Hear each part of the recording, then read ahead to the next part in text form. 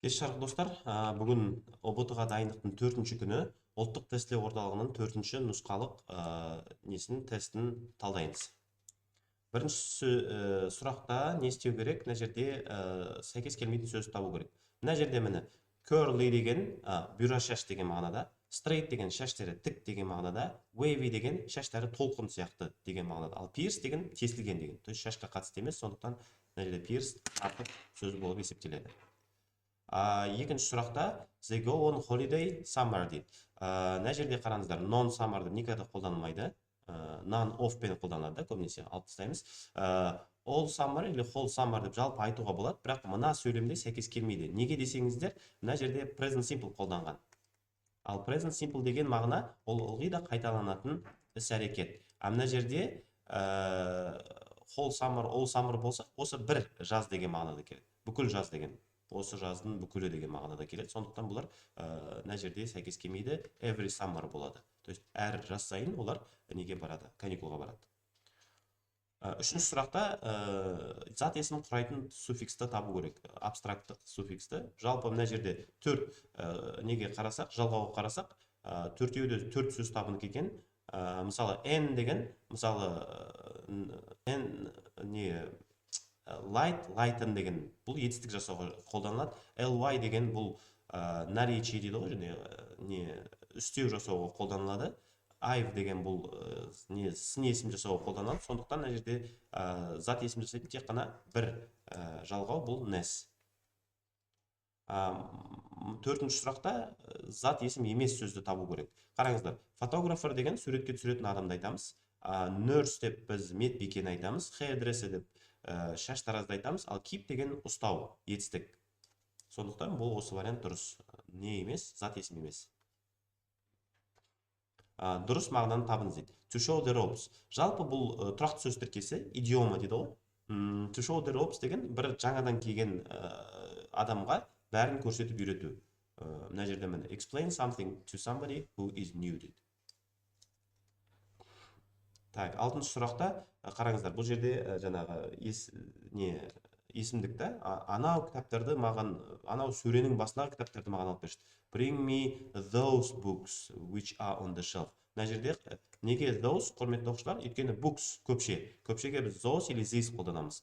Ал анау сөреде тұрған жанында емес нәрсені біз those дейміз. Өйткені понятное дело да, жақын жерде тұрған жоқ, алыста тұр, сол үшін алып бер деп жатыр. Those books. Ал this мына жерде не үшін сәйкес келмейді? Қасындағы затты алып бер демейді ғой. Сондықтан ал мына this пен that болса, бұл жекеше нелерге қолданылғандықтан бұл жерде сәйкес келмейді. Possessive pronounмен жазылған сөйлем. Бұл сұрақ бізде кеше болған, құрметті оқушылар. Possessive pronoun деген ілік септігіндегі есімдік. Оның, менікі, сенікі, біздікі деген мағынада келеді. The laptop is yours. То есть мынау ноутбук оныкі дейді. Сол қыздікі де. It's her laptop деген бұл да оның деген мағына келеді, бірақ бұл possessive pronoun емес, бұл possessive adjective деп аталады бұл. Грамматиканы ашып қарасаңыздар болады. Жаңағы English Grammar News Раймонд Мёрфидің кітабы бар. Сол жерде жақсы түсіндіреді. Possessive adjective. She did herself. Ол өзі жасады. Бұл reflexive pronoun, сол үшін сәйкес келмейді. Мына it's her laptop'та possessive adjective болғаннан сәйкес келмейді. They told her, оған айтты. Бұл барыс септігінде, сондықтан бұл тоже сәйкес емес. Сегізінші сұрақта дұрыс нені preposition қою керек. Дәурен was lying on the grass. Lying деген жатыр, grass деген шөп. Дәурен шөптің үстінде жатты дейді. Was lying on үстінде, on the grass.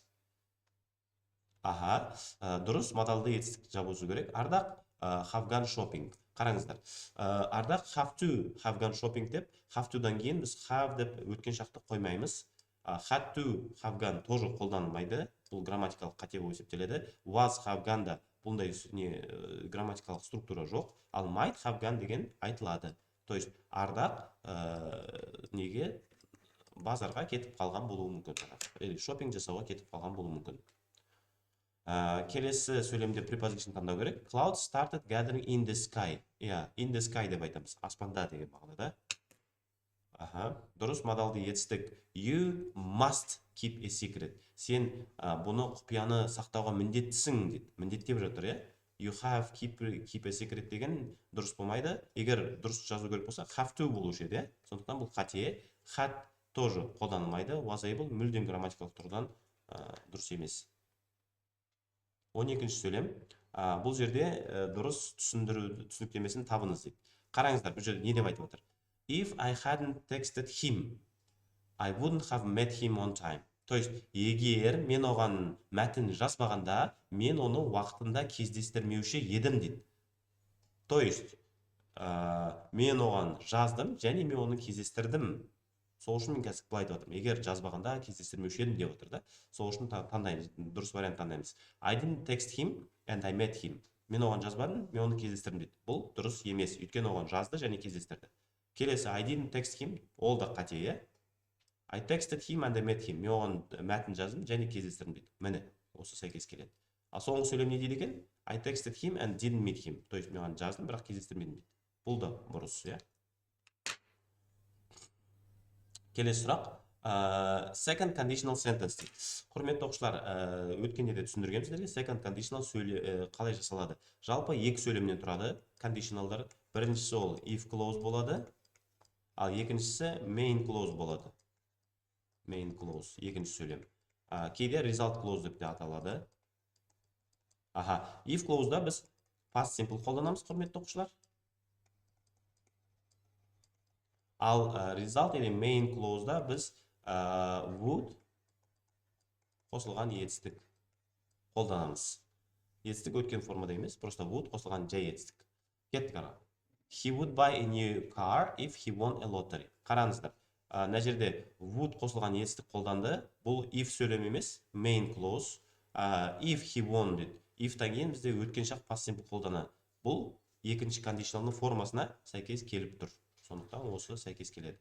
Келесін қараймыз. He may have regretted. May have regretted деген бұл үшінші кондиционалдікі, бұны алып тастаймыз. You would have had a car. Бұл да үшінші кондиционалдікі. I will be going.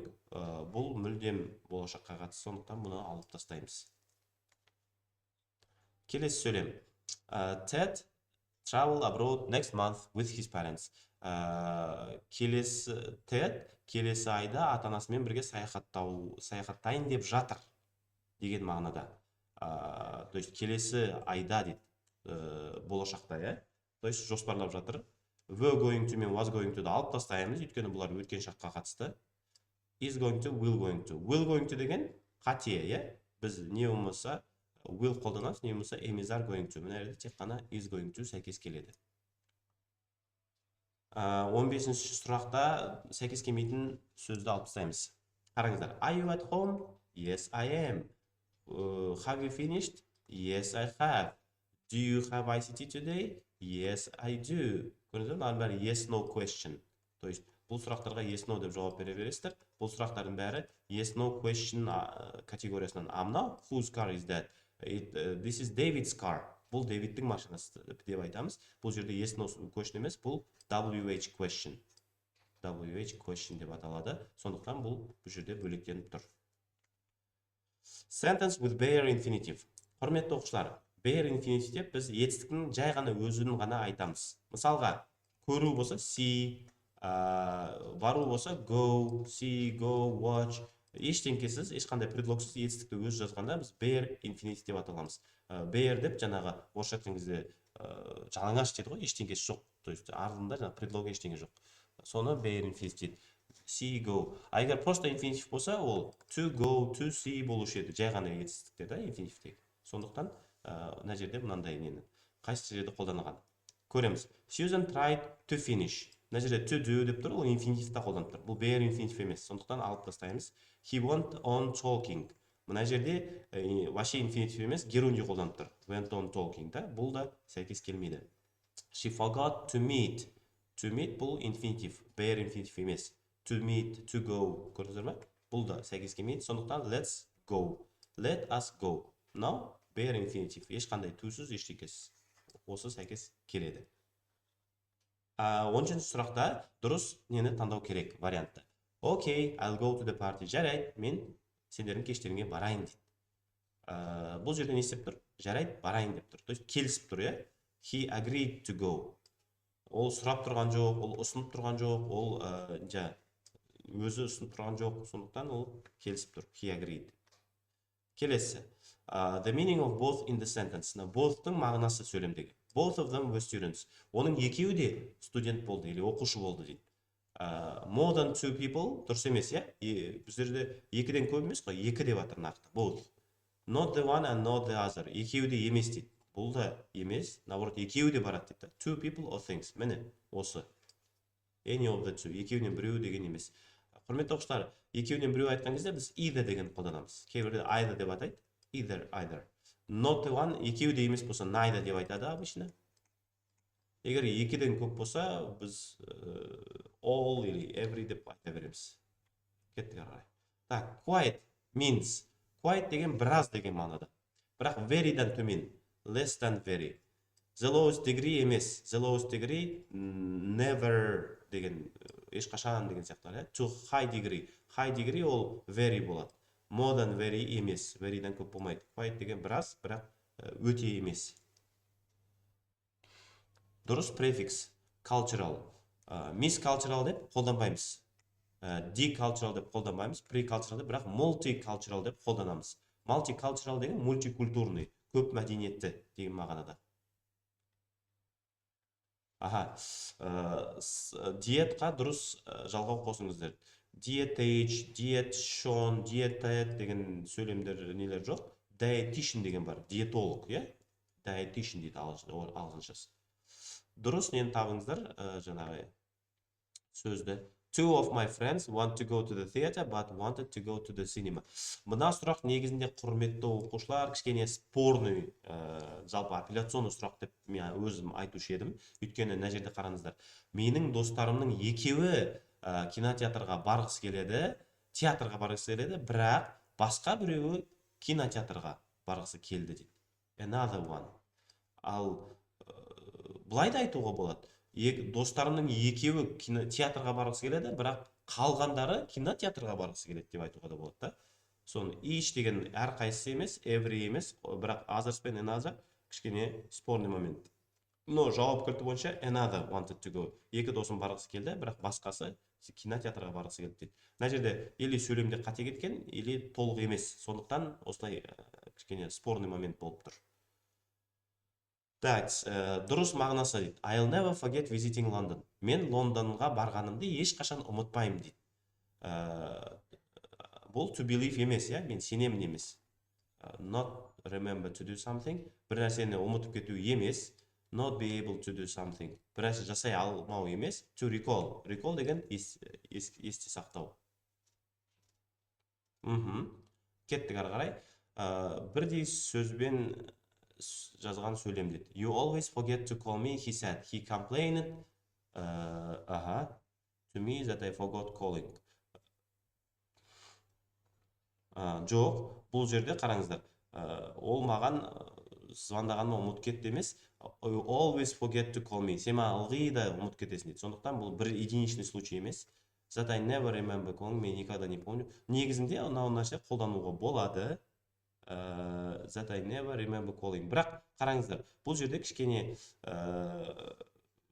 не бар, грамматикалық тұрғыдан кішкене, қалай айтсам болады, нелепо бар ғой, біраз кішкене дыбысталуы, кішкене сөйлем қолдануы кішкене нелепо. Но в принципе былай қолдануға болады. That I always forget to call. He complained, ол всегда жаловаться етеді, мен всегда ұмытып кетемін оған звондауға дейді. Осы нәрсе міне сәйкес келеді. Мынау сәл әрине кішкене грамматикалық тұрғыдан болады, бірақ өте сирек қолданылады, сондықтан бұл тестта былай қатты күшті вариант емес. He complained to me about my never remembering to call дейді. Бұл да грамматикалық тұрғыдан сәйкес келмей тұр. Келесі дұрыс вариант. After the break, the presenter went on to explain the ground rules. То есть, неден кейін, демалыстан кейін презентатор негізгі ережелер түсіндіруге жалғастырды. Егер went on демалмай жалғастырайын болса, went on explaining болушы еді. Ал бұл жерде демалды, сосын жалғастырды, went on to explain. Өйткені арасында перерыв болды. Went on explain мүлдем дұрыс емес, грамматикалық тұрғыдан to be explaining деген грамматикалық тұрғыдан сәйкес келмейді. Келесі мәтін сұрағы, мәтінді қазір оқымаймын, бірақ мәтіннен жауабын тауып сізге көрсетемін. Human brain in the text is compared to computer. Адамның миы текстта, мәтінде немен салыстырған? Компьютермен салыстырған. Мына жерде міне жазылған. No computer has your brain's incredible ability to cope with the amount, бла бла бла бла деп айтады. Сол нәрсе не істеп жатыр? Компьютермен салыстырып жатыр. Так. Wrong statement. То есть мыналардың несі қай сөйлем дұрыс емес.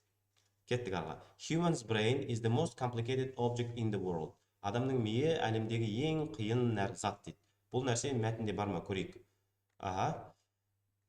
It is so amazing that a famous scientist once called it the most complex thing we have yet to discover in our universe. То есть, ми соншалықты күшті дейді, что әйгілі ғылым бір ретте оны әлемдегі ең қиын нәрсе деп атады дейді. То есть, бұл нәрсе дұрыс жазылған, сондықтан бізге не керек? Wrong statement керек. Сондықтан бұл дұрыс болғандықтан сызып тастаймыз.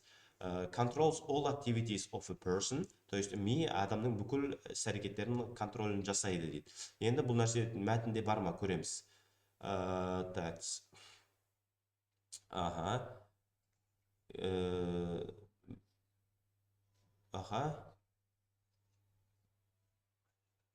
Мына жерде так. Мына жерде міне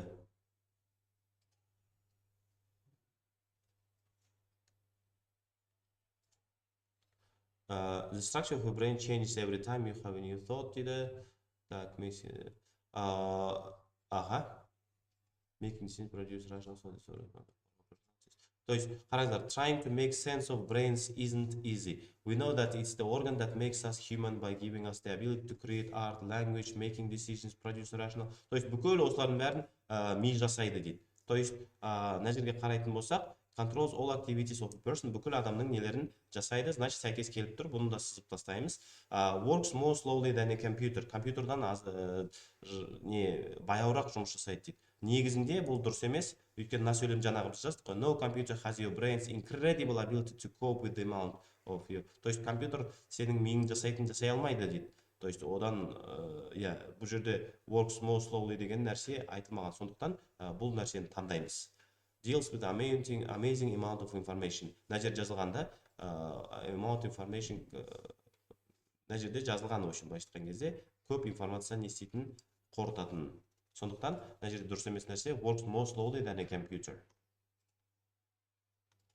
Так, make sense екінші параграфта нені білдіреді дейді. Қараймыз екінші параграфта. Trying to make sense of the brain isn't easy. То есть, миды түсіну өте жеңіл емес дейді. То есть, make sense деген не? Түсіну деген мағынаны береді екен мына жерде. Сезу, шығару, жасау деген мағынада емес, именно түсіну деген мағынада қолданып тұр екен. Кеттік арға. Neurons. Нейрондар не істейді? Demand electricity to work, influence insects like bees. То есть, нейрондар мына жерде не істейді де? Мына жерде нейрондарды іздейміз қазір. Міне, мына жерде жазылған. Міне. Neurons in your skin send this information to your brain at a speed of 200 kilometers. Bir нәрсе дейді. Так.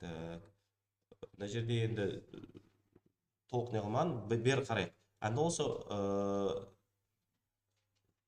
your neurons create and send more messages than all the phones in the world, and also one neuron creates only a very small of electricity. All the neurons together can produce. Так, не дейді? Demand electricity to work. То есть, жұмыс істеу үшін не керек? Ток керек дейді. Influence insects like bees. То есть, нелерге, жәндіктерге әсер етеді дейді. Жәндіктерге еш қатысы жоқ бұлардың. Can be counted very fast. Нейрондар жоқ саналмайсыз. Мына жерде мәтін бойынша миллиондаған нейрон көп дейді, не дейді? Өте көп деп жазылады. Жалпы мына жерден іздеп табуға болады, қаласаңыздар. Ал мына жерде transport messages to your brain. Миыңа информацияны тасиды дейді. Бұл нәрсе шындық, Так. Your brain uses other neurons to send message back to your food. То есть, neurons in your skin send this information to your brain. То есть, аяғынан информация жібереді екен. Transport message to our brain қолданылады. Бірақ demand electricity to work-та алып тастаймыз ба, не істейміз? Қарайық. Demand electricity дегенде бұл жерде не деп жатыр? One neuron creates only a small amount of бұл жасайды дейді. Талап етпейді, жасайды. Сондықтан бұл нәрсені кішкене бір сөзбен ғана қателік алып тастаймыз. Так, соңғы сұрақ мәтіннің текст жалпы не туралы деді? The most incredible organ of a human body. Осы нәрсе туралы айтылған. Жалпы адамның ең керемет мүшесі деп айтылған. The activities people can do to improve their brain. Бұл нәрсе мүлдем айтылмайды. Типа миыңды жақсарту үшін қандай шаралар керек? Бұл нәрсе айтылмаған. All stages involved in the process of how the brain creates new neurons. Бүкіл нейрондардың жасалуының несін деңгейлері біраз айтылады, бірақ түгел айтылмайды. How the brain helps people become more intelligent than computers. Ми компьютердан адамды ақылды болуға қалай көмектеседі деп нәрсе айтылмайды. Ақылдырақ деп просто бір рет айтылады да, бірақ бүкіл мәтін бұл туралы емес, бұл тек қана бір жай ғана тиіп кетеді бұл нәрсеге. Кеттік келесі. Relative pronouns. Relative pronouns which, that, who деген сөздер. Қараймыз. An aeroplane is a machine that flies. Ұшақ ол ұшатын зат дейді, that жерге. People work, who work да, неде жұмыс істейді, офиста жұмыс істейтін адамдар. Бір дейміз. Бұл түсінікті деп ойлаймын бәріне. Дұрыс опциялар таңдаңыздар. Close types дейді. The woman who lives next door is a doctor. Анау әйел, который анау келесі неде тұратын да, бұл не деп атайды? Relative, то есть сол әйелге қатысты. Relative clause деп атаймыз бұны. And does her homework while listening. То есть тыңдап, үй тапсырмасын музыка тыңдап жатқанда дейді. Сол уақытта, то есть уақыт, time clause. Мына жерде, Кеттік арғай. Match the correct meaning of modals. Модалитіктің дұрыс мағынасын табыңыздар. You can take the front seat. Сен алдыға отырсаң болады дейді. То есть рұқсат беріп жатыр, Бұл permission, рұқсат беру. Tony may be late. Кешігу мүмкін. Бұл мүмкіндік, possibility. Ана жерде lack of ability, жасай алмайды деп айтылып жатқан жоқ, necessity, мынау керек деп айтылған жоқ. Келесі. Дұрыс немен жазыңыздар, сәйкестіріңіздер. A tree by that. То есть бұл ағаш әкемнің қолымен отырғызылды дейді. And a tree дейді. Так. A tree will be planted by that. And a tree will be planted. То есть ағаш менің әкемнің мен отырғызылады. Бұл жерде не деуші? Future passive. Will have to be planted. Бұл and will have planted. Отырғызып қояды дейді. And отырғызады. And отырғызбайды ағаш. So will have been planted, жаңағы will have to be planted уже қолданылмайды. Так, келесі. Reported forms дұрыс нелермен сәйкестендіру керек. Reported question, reported request. Request деген өтініш, мынаны жасап берші деген. A question деген сұрақ. He asked me to return his book. Гүлнар said I went to the cinema. Бұл просто recorded statement. Мен кинотеатрға бардым деп айта салды. He told me to come. Ол маған келуді айтты. Бұл бұйрық. He asked me to return to his book. Ол маған кітабымды қайтаруды өтінді дейді. Бұл уже өтініш, request. Ал he asked me what I had put in the salad. Мен салатқа не қойғанымды сұрады дейді. Бұл сұрақ. Так. The correct questions, дұрыс сұрақтар. Subjects do you study at school? How much деп біз subjects деген қанша сабақ мектепте оқисыңдар деген how much қолданбаймыз. How much саналмайтын заттармен қолданады. How much money, how much sugar деген сияқты. Which subjects do you study at school? Сабақта қай пәндер оқисың? Дұрыс. Whose subjects do you study? Кімнің сабақтарын оқисың демес, жалпы қолданылмайды. How many subjects? Неше сабақ оқисыңдар мектепте? Бұл сұралады мүмкін. What subjects? Қандай сабақ оқисыңдар? Бұл да сәйкес келеді. Where subjects? Бұл орынды көрсетеді, сондықтан бұл сәйкес келмейді. Так, келесі сұрақ. The correct conjunctions. You pay your bills, you will be fine. Сен дейді, квартплатаны төлемесен, штраф салынады дейді. Бұл жерде if not деген мағынада не керек? If not, бұл unless ағылшын тілінде. Кеше айттық қой оқушыларда, if not unless.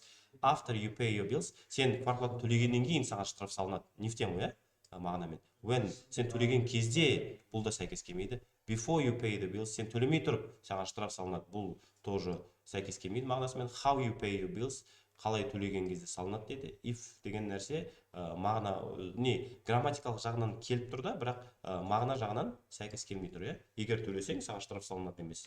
Наоборот, төлемесең салыну керек, иә. Так. Forms of modal verbs in reported speech. Reported speech'та төлеу сөзде қолданылған модаль етістіктер. When the reported sentence is out of date, то есть айтылған не уақытынан шығып кеткеннен кейін қолданылатын не дейді да, модальды етістік. Бұл жерде жалпы бір нәрсе өтіп кеткеннен кейін қолданылады деп отыр ғой. Бұл жерде менің пікірім, что не болуы мүмкін, would болуы мүмкін. Так, тағы да might деген would have done деп қолданылады ғой жалпы. He would have finished his homework деген, might have done деген қолданылады өткен шақтағы. Ал must ол өткен шақта қолданбайды көбінесе, shall қолданбайды, will қолданбайды, need тоже қолданбайды көбінесе. Will-дікі өткен шақ would, may-дікі might. Need-дікі needed болып өзгереді, must-дікі had to болып өзгереді, shall-дікі would болып өзгереді, или should болып өзгереді, will-дікі бұл reported емес, would болып өзгеріп кетеді, иә.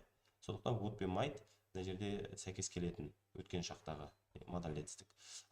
Verbs with preposition on. On preposition мен қолданатын етістіктер. Think about. Deny-дан кейін мүлдем preposition қолданамыз. Deny doing something. Бұларды алып тастаймыз. Accuse somebody of doing something. Бұл сәйкес келмейді. Focus on. Бір нәрсеге фокусировка жасау. Insist on. Настаивать на чем-то. Rely on. Бір нәрсеге надеяться. Осы үшеуі сәйкес келеді. Және де соңғы сұрақ. Мынау неге қарап, дұрыс нені табу керек сөйлемдерді. Қараймыз. A larger number of boys listen to music. Олдардың көбірек бөлігі музыка тыңдайды дейді. Олдарға қараймыз, музыка 10%. Larger емес, бұл такой аздау процент, наоборот. Бұл сәйкес келмейді. A dramatically large number of girls like reading. Өте көп қыздар оқуды ұнатады дейді.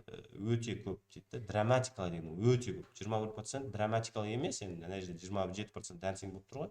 Сондықтан бұл сәл кішкене артық болып кетеді. Boys and girls cultural and leisure activities are shown.